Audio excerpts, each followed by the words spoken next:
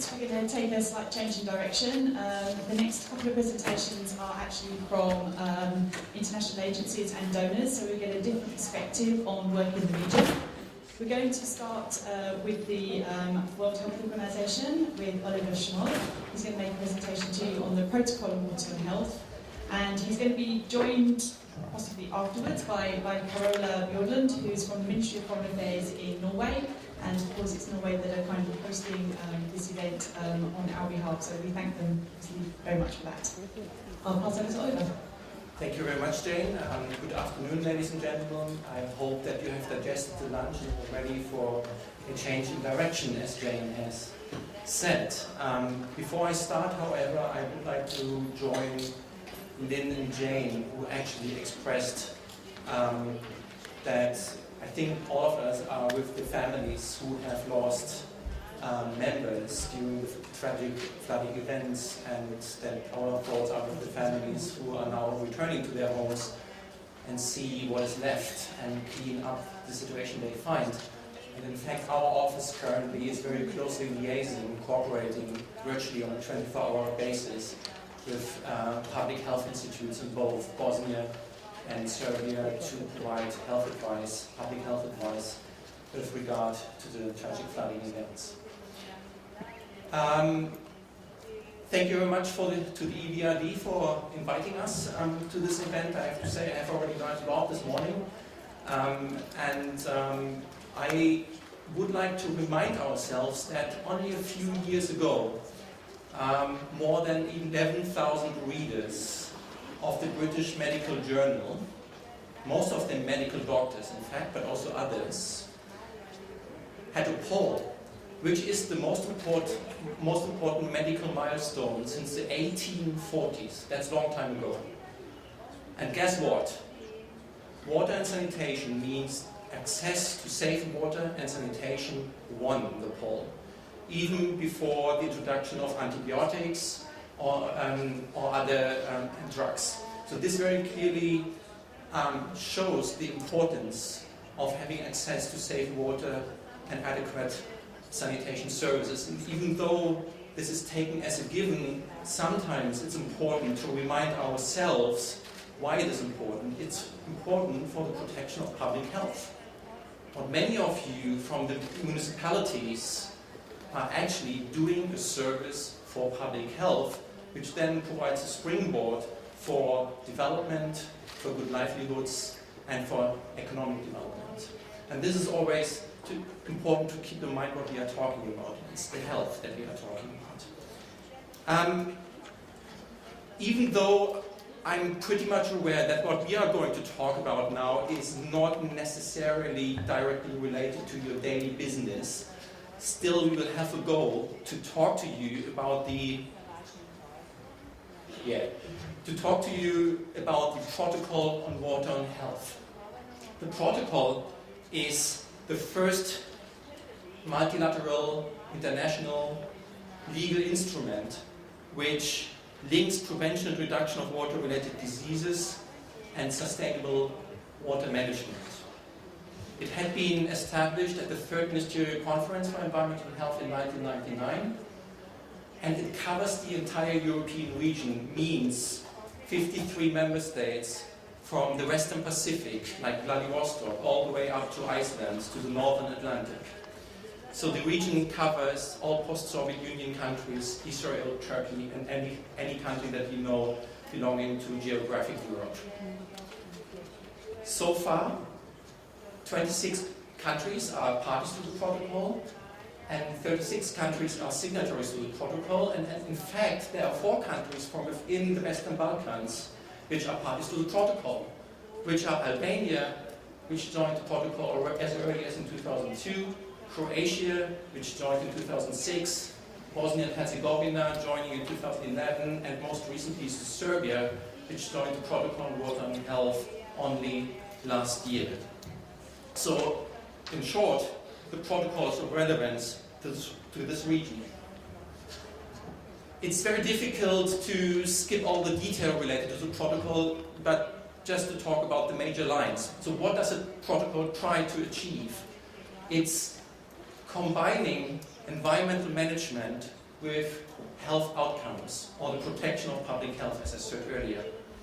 It's focusing on effective protection of water resources for usage of getting good resources for drinking water production, but also protecting water resources for recreational activities. The provision of adequate supplies of wholesome drinking water and good sanitation services with the purpose to reduce, prevent and control water-related disease throughout the entire region, and also to deal with issues related to outbreak detection, contingency planning and emergency responses in member states. So as you can see, the scope of the protocol is actually pretty big, but these are the areas that all the countries who liaise and cooperate under the protocol are focusing on. It's one of the key requirements of the protocol laid down in Articles 6 and 7 to establish national targets. Those targets could be related to, for example, improving access to water supply or sanitation infrastructures, to improve the quality of the water, to improve water resource management, or to have interventions and measures for bettering health protection and for preventing outbreaks and improving the level of the disease burden in the country. These targets are to be set after 2 years of becoming a party to the protocol. The country has to publish the targets after the consultation with the public, and the countries also need to set dates by when they want to achieve the targets. Now, I was proud to say actually that 4 countries from within the Western Balkans are actually parties to the protocol. On the other hand, we have to conclude that the target setting process in the different countries is slightly delayed, and we do not have seen yet the targets actually completed by the 4 countries that I have mentioned. But I should say that, for example, Serbia has already initiated the target setting process, and in fact our organization together with our partners of UNECE are going to support Serbia in formulation and publishing their targets in due course. It's important to consider that the targets that are to be set under the protocol are not like targets that apply to each and every party, but that countries should establish targets which are tailored to the party's social, environmental, and economic conditions, and should reflect their needs and priorities in terms of improvement. So it might well be that one country, for example, defines a target like, let's improve access to improved drinking water sources by 2020 by 20%, and another country may set a target saying, we want to clean up our recreational water sites by 2015 because we consider this as more important. So proceeding to the target setting, there's always sort of a baseline analysis to be undertaken to identify and to pull out the most important issues pertinent to the country situation. It's important to stress that the targets, unlike, for example, EU legislation, where many of the areas that we are talking about are dealt with in silos. There's very little cross-cutting legislation actually established by the European Union. The Protocol on Water and Health provides a platform where different aspects related to water and environmental management come under one umbrella. And this is very important to consider. I'm not aware of any other framework where actually this is the case.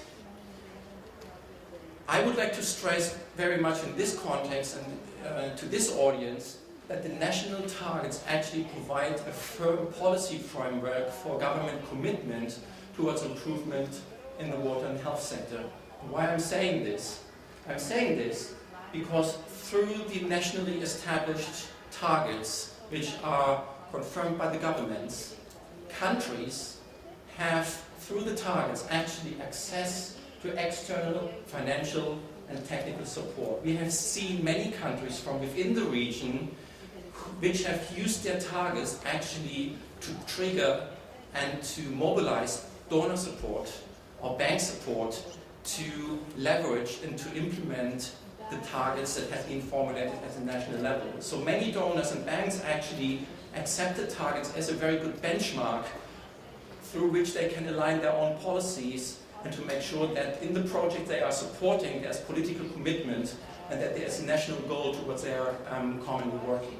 So this is really important to remember, and as well as donors and banks have the opportunity to align their support actually along the national targets. And in fact, the EBRD is one good example for this, as particularly in the water fund that Carola is going to talk about just after my intervention, actually has a very clear linkage to the Protocol on Water and Health and considers the targets set by national governments as a good point of entry also in terms of distilling criteria for support through the Protocol on Water and Health based targets. And we are very grateful that we have this type of fruitful cooperation with the EBRD on this very subject. Last year in November we had the third meeting of the parties under the Protocol on Water and Health, which adopted a program of work for 2014 to 2016, and countries across the region, including countries from the Western Balkans, identified 5 priority areas that should be supported in the coming years. And they include, inter alia, issues like prevention and reduction of water-related diseases in terms of strengthening health systems to fulfill their mandate in surveillance and response to outbreaks. But the heaviest focus was on providing advice and assistance and implementation, means to implementation, to safe and efficient water management, with a focus on small-scale water supply and sanitation in rural areas and small towns, and to support countries in achieving equitable access to water and sanitation services. So these are the 3 priority areas that countries identified under the protocol, which now, through the program of work, are being supported by both secretariats of the protocol, means the United Nations Economic Commission for Europe and the WHO Regional Office for Europe.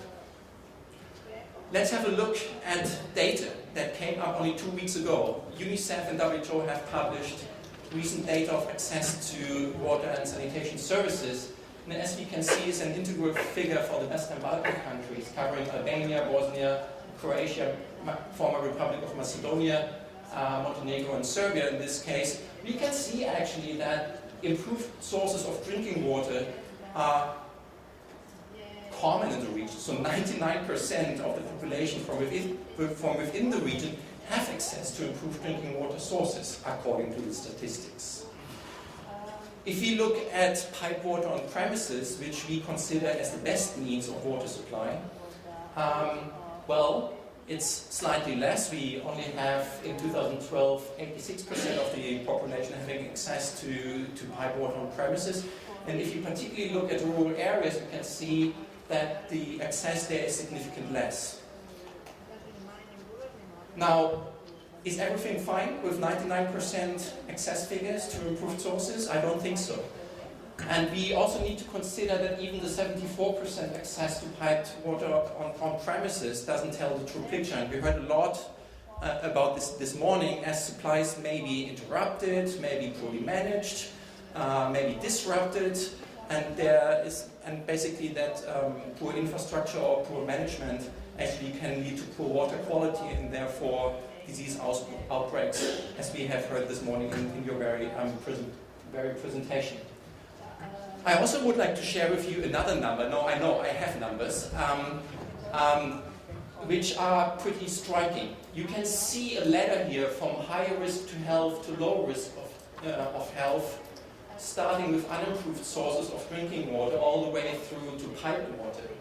And you can see from the public health point of view, if we analyze global data, including European data, that we can expect a decrease of diarrheal diseases if you improve access to water, to basic pipe water on premises by about 23%. if you start from unimproved sources. But the most striking news actually is that access to basic pipe water on premises is not the key. The key is, however, to have pipe water on premises which is systematically managed. Systematically managed means that it's ongoingly managed, that due diligence is in place, and that health risks are known, and that health risks are managed in a way that they are mitigated or reduced. So, even though we might have good infrastructures in place, that does not mean that we have good management in place. And this is important to bear in mind. If we talk about infrastructure investments, there's always an additional component that we need to look at to have a good service in place, a sustainable service in place, which can deliver safe drinking water, which is not necessarily in case, it's not necessarily given only with infrastructures in place. Safe and efficient management. So what is an adequately managed water supply? The World Health Organization, through its guidelines for drinking water quality, which is considered as a point of reference for public health in drinking water supply, considers the water safety plan approach as a public health benchmark for the provision of safe drinking water. The water safety plan approach is, if you like, a preventative risk management approach, which particularly analyzes hazards and risks that are prevailing to a water supply and identifies responses at the operational and managerial level. Unfortunately, I can't go into the detail of this approach. However, we believe very strongly that the water safety plan approach is very much complementary to infrastructure investments. And we believe that in any intervention, they should go hand in hand. So in any spot where there is infrastructure improvements put in place, we believe that on the occasion of putting improved infrastructure in place, an extra effort should be made in terms of technical assistance or advisory services, also to develop a water safety plan. Why? Because the water safety plan will help the infrastructure to survive. The water safety plan will help the operator to establish a sustainable and safe service in the long term, which also brings a benefit to the investment itself. So let me mention, I think on behalf of both EBRD and WHO, that we are currently jointly looking on how this actually could be done. How water safety plans could be aligned with investment projects. And we are currently looking at, if you like, a pilot project. I think we are looking at Tajikistan, where we try to use the water safety plan approach as a complementary element to the envisaged infrastructure investment and try to pilot it and to see, from the bank's perspective, I presume, to pull out the added value of having the WSP in parallel to the investment. And then perhaps draw our conclusions in how far the bank or other banks or other donors actually would be ready to take on board in your long list of funding requirements or grant requirements to add an additional component which is concerned with the management of safe drinking water for the protection of public health. Most importantly, the protocol provides an excellent platform for capacity building in countries, and you may wish to go back to your public health institutions in your respective countries and to ask them what they are undertaking actually to take up and to scale up water safety plans in your country. I know from Serbia actually that they are very much interested in establishing the water safety plan approach in the country. And we are currently looking together with the Ministry of Health and together with the National Institute of Health, we are looking into opportunities right now to deliver capacity building activities for operators actually, to sensitize them on the WSP approach and to identify possible projects in the region. I should mention that the World Health Organization has developed quite a range of guidance materials on WSPs You will find the link here on the slides which we have shared with you, and you are welcome actually to have a look at the materials. And if you have questions, you are most welcome to come back to us, and we will be happy to address those. Let me also briefly mention that we have a major focus under the protocol on small-scale systems in rural areas. Small systems, either community managed or small towns or even private wells, provide typically the backbone of water supply and sanitation in the rural areas. And we know, and you will know, that small systems typically pose the greatest challenges in terms of managerial challenges, in terms of education of operators, in terms of having access to financing, and in terms of diligent management. So improving the situation of small systems throughout the entire region is one of the high priorities under the protocol, and I was delighted to learn this morning from the presentation of Davor that actually the EBRD is putting more focus on supporting small systems and small towns, and I think this is a very timely initiative which very well goes along with the political priorities that have been identified under the protocol and water and health. Finally, I would like to point out that, as I did in my intervention already, one of the key issues that are repeatedly coming up under the protocol is how to actually make progress in achieving equitable access to water and sanitation services in countries. As we are really dealing with a diverse number of disadvantaged populations, starting with the poor, through the vulnerable, through the immunocompromised, travelers, marginalized populations, Roma populations, for example, which are issues throughout the entire region again. Under the protocol, we have been developing a tool, a practical tool, if you like, a self-assessment tool, which can be used at the utility level or municipality level, but also at the national or regional level, to undertake a first baseline assessment of what the situation is in terms of assuring equitable access to services. And I can highly recommend this publication, the scorecard publication, and I would like to encourage you, at whatever level you are working in your area of responsibility, to have a look and to see if you would like to use this tool to gain a better understanding actually of what situation you are facing in your local or national setting in this regard. My final slide, conclusions. I think the first point were the previous conclusions. Anyhow, yes, the protocol provides an integrated perspective on water and sanitation and health, and therefore is beneficial as in comparison to individual pieces of legislation on silo subjects. The protocol on water and health provides a regional hub for cooperation, mutual assistance, and providing access to knowledge and best practices. So this is really the benefit countries can gain from liaising and from networking under the protocol on water and health. It provides a platform for prioritizing investments along policy goals, as many donors and banks have already shared their interest in these policy goals. And it's also a platform for aligning investments with long-term sustainable and safe management of infrastructures, as I tried to illustrate by the case of the water safety plans.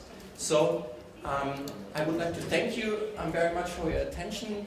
And I have no idea how to pronounce that, but I tried to put together the different languages that are spoken in the region that are represented in this room. So I don't know, and Fahminderit for your attention. Thank you very much.